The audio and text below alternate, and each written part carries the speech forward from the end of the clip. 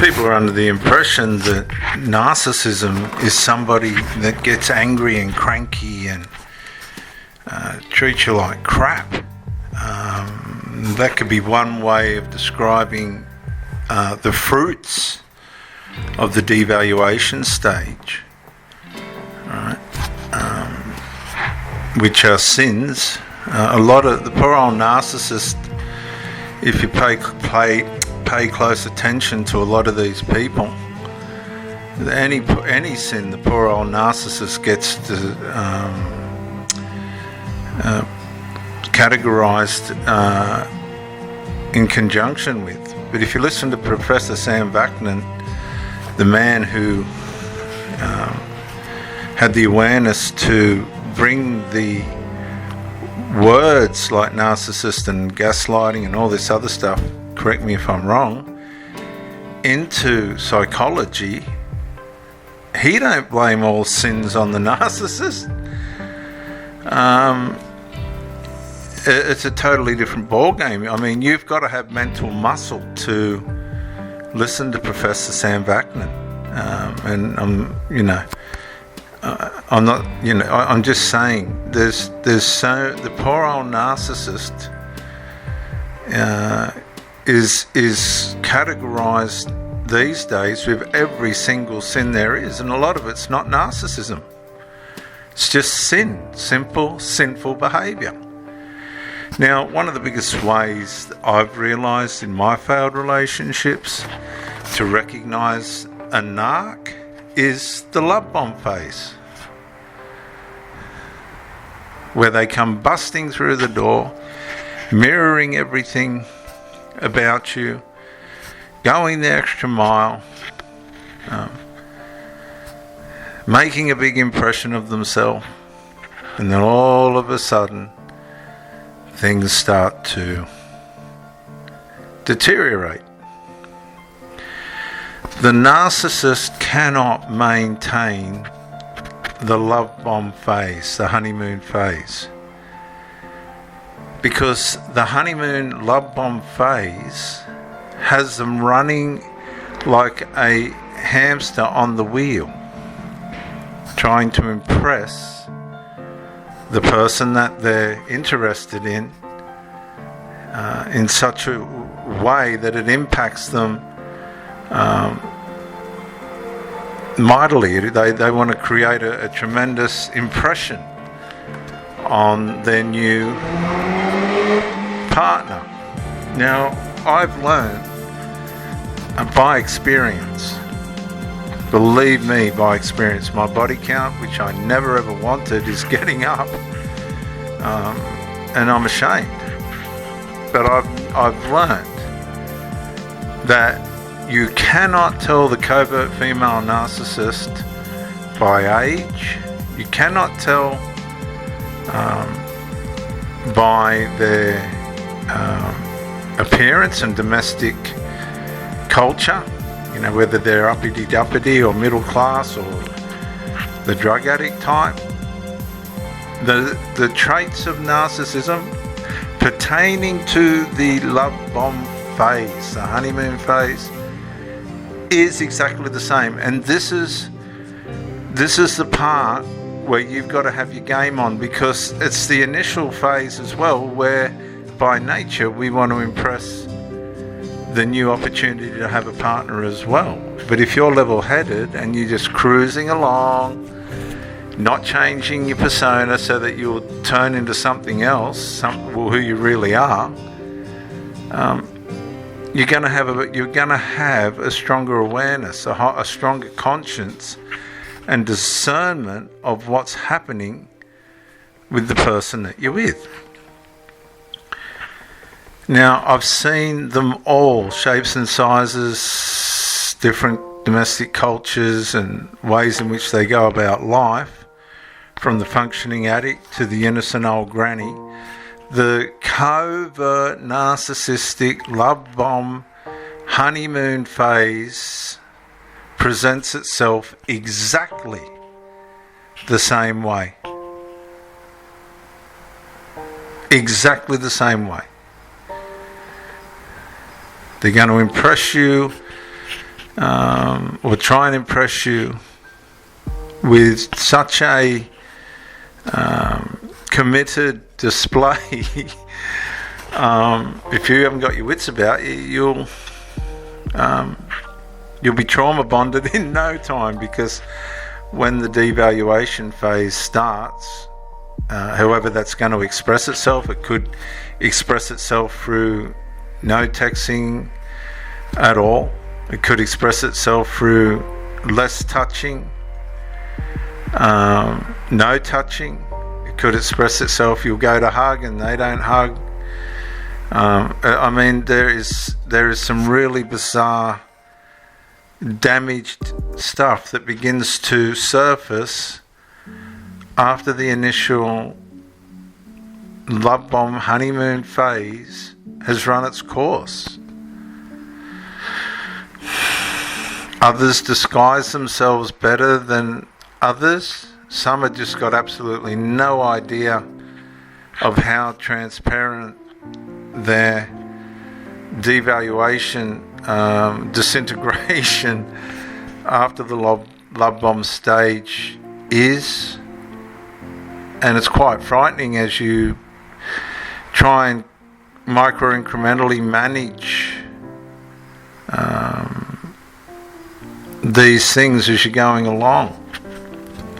But one thing I've learnt, and hopefully this will help male and females, if you're in this situation, you're going, something is just not right for whatever reason, and usually it'll hopefully have nothing to do with you. Something is just not right. I don't know what it is. If you don't know what narcissism is after the love bomb honeymoon phase and how it instantly goes into a micro-incremental disintegration, if you're not watching these micro-incremental disintegrations, you're not going to parallel that with detachment, because it's your detachment corresponding with these disintegrations that protects you from trying harder, because what they're doing, and I'm sorry, but a lot of these people, some do know what they're doing, others don't. I can tell you others don't. I've had innocent grannies that have had no idea of how narcissistic they are, only for the fact that I'm trained in it, and I've watched them disintegrate right before my eyes.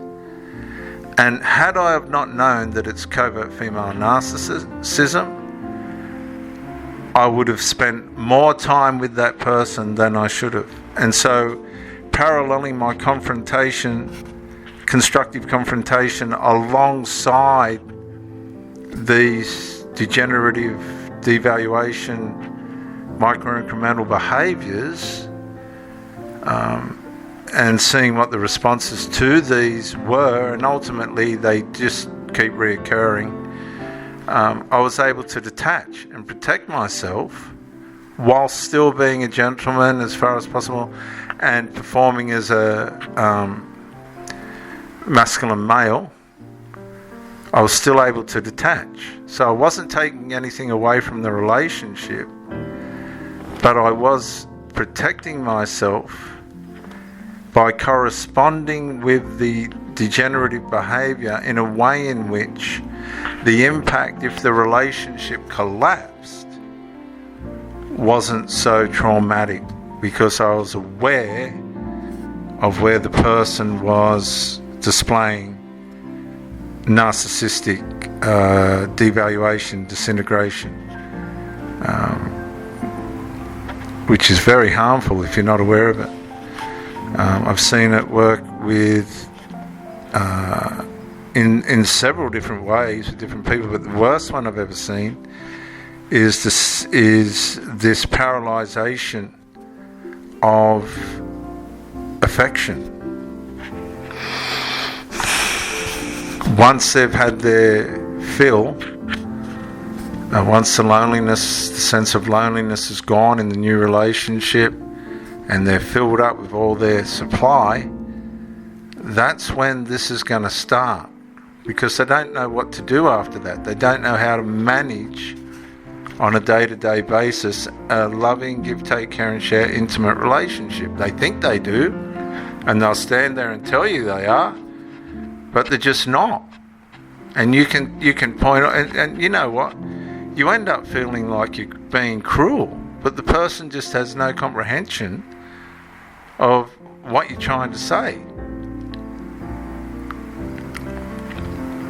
I've cuddled these people and they've just stood there with their arms by their sides, and I've done it 2 or 3 times and gone, hang on a sec, this person's stone cold, because they were getting filled up. They were starting to be filled up. The need to impress was diminishing, and therefore the behaviours associated with impression were disappearing, and you start to see who this real person is. And whether they're aware of it or not, I've realised that a lot of these people are being traumatised by what life has done to them in their intimate relationships before I come along. And I'd say to them, are you going all right with this reculturalisation into the way that I live? And they'd say, yeah, I'm going all right, but they weren't. They're unable to reculturalise, and particularly the older ones, 40, 50, 35, 40, 50, 60, were just unable to reculturalise as hard as they tried, because the behaviour, negative, dysfunctional, devaluation, disintegrative behaviour in its micro-incremental elements just kept reoccurring. So you need to be aware, viewers. You need to be aware, not in a judgmental way, but in a wisdom way, a way in which you're wise enough to be able to say, this is tracking in a healthy, progressive, give, take, care and share intimate way, or all the red flags are there, all the warning signs are there, which is indicating to me that this person's going to fall into a category of narcissism, which is going to lead ultimately to a discard or a reverse discard. The relationship won't make it. They'll try and demasculinize you through triangulation. You would have heard all this before. They'll talk about you behind your back and get counsel from their friends who are jealous of them usually anyway, or relatives that have no clue of who you are and how you're working in the relationship. They'll want this person to be left on their own so that they get control back. You're just an outside pain in the ass, and that's the truth. And once this person buys into that narrative, that relationship sabotage narrative, because they're more comfortable with who you're with being on their own, because it gives them more control. If you get kicked to the curb, it's not going to make one iota of difference, because there'll be a smear campaign run against you that if you're a fly on the wall, you just drop to the floor. These people think that you're ignorant, but if you're onto what's actually going on behind the scenes, and the whinging and whining and complaining, and the inability of the person to be able to work out what they're supposed to be doing in a relationship with you, and their efforts to try and justify their inadequacies, their disintegrative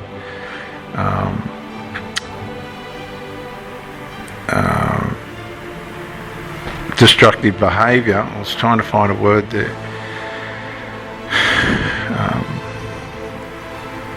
Then if they can get anyone on the bandwagon and they get an enmeshment going, then your history. Okay? They're going to attack your masculinity because they don't know what to do with it. They just don't know what to do with it.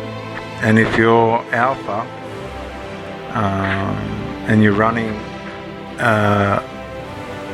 at a high level, at your mojo's running well, and you've regulated it to try and suit this person, they'll try and deregulate you into a minus category. So your testosterone starts to go, and the next thing you've got no mojo at all, and then they disappear. That's what they do.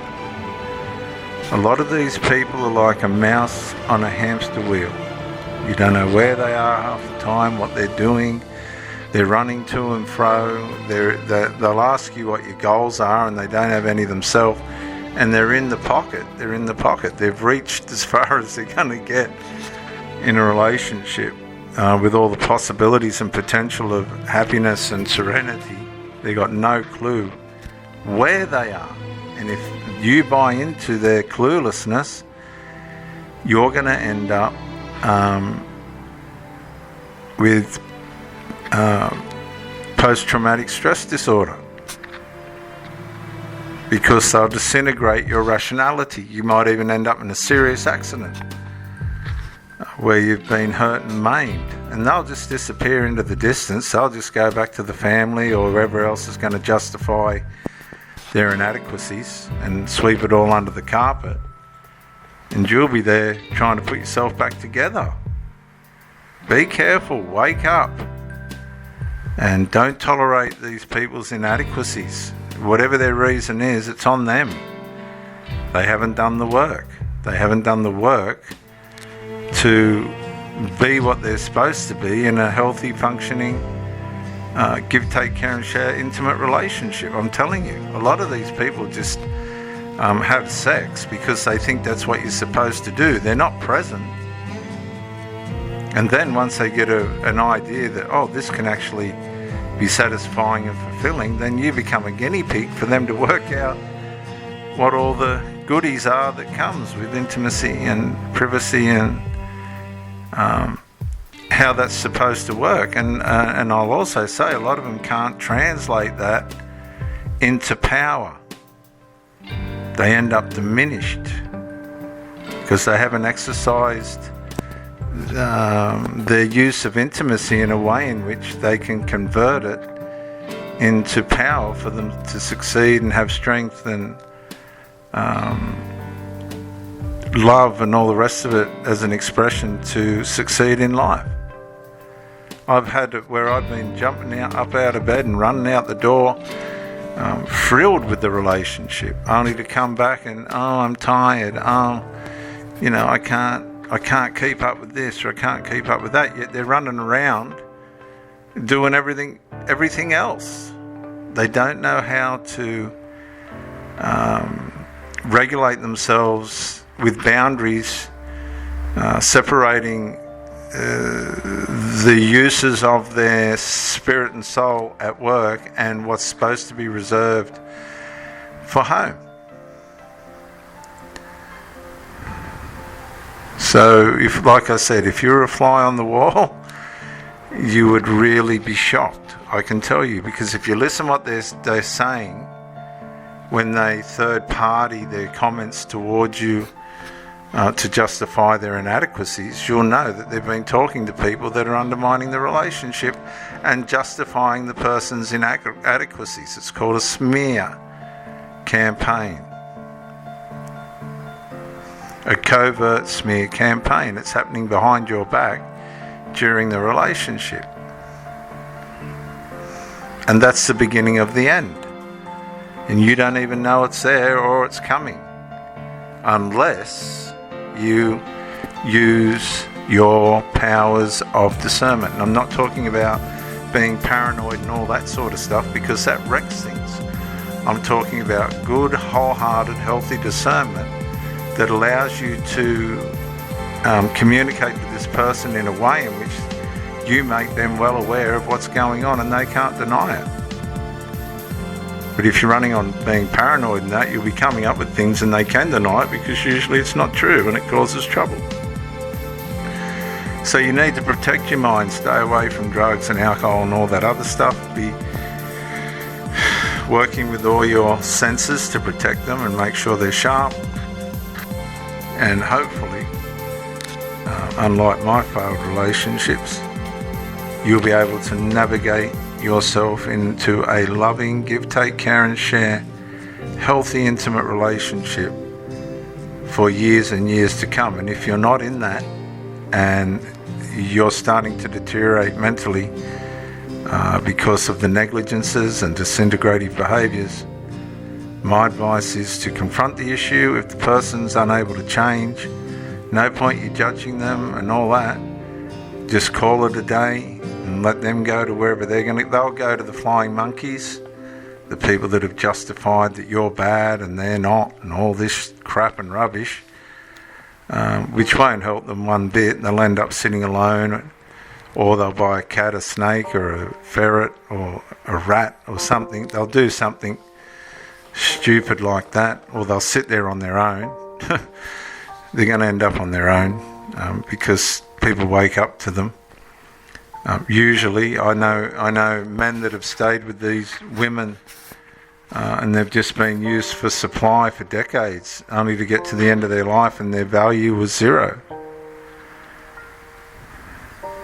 Be aware, ladies and gentlemen, of this horrible way in which people use you for supply, and nail it, expose it, and walk away, and never, ever, ever go back.